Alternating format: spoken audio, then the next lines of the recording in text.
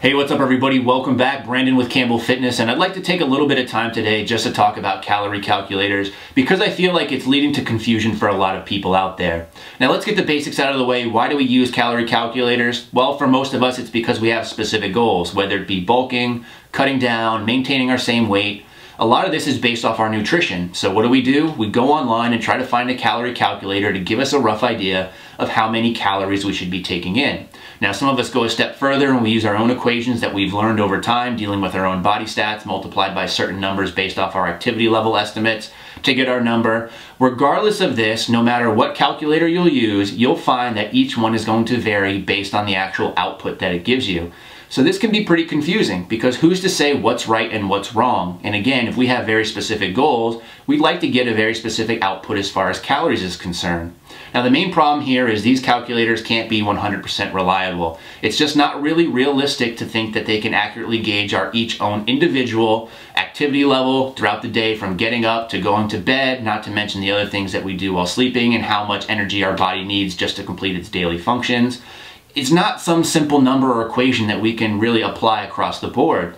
Not to mention each day that we do things, it's generally not realistic to associate each calorie output being identical, meaning you're not going to burn 2,500 calories every single day consistently. Some days it might be less, some days it might be more. It's going to really be all over the place. Now, regardless of that fact, these calorie calculators can really be helpful at first in helping us begin to establish what our true intake should be. So the way that I look at these and the way I go about things, because I get a lot of questions regarding, the MyFitnessPal numbers based off other numbers that I recommend. So for instance, I like to use a site called Free Dieting because I find for myself it's very accurate. What I suggest people do is, regardless of what calculator or equation you choose to use, first of all, aim for your caloric maintenance, meaning the amount of calories you'd have to eat in order to maintain your body weight.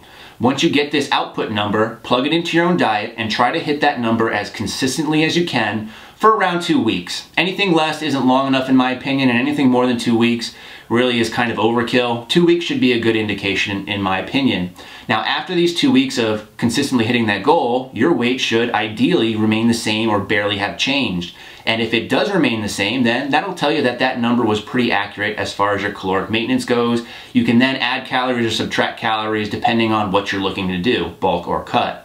Now let's say we aim to hit those calories initially and after 2 weeks we found our weight was up or our weight was down. That will tell us exactly how we need to manipulate that number in order to come back down to our maintenance level. So any of these calorie calculators that you choose to use, just know that it's probably going to take a couple of weeks of adjusting in order to get that really true number for you.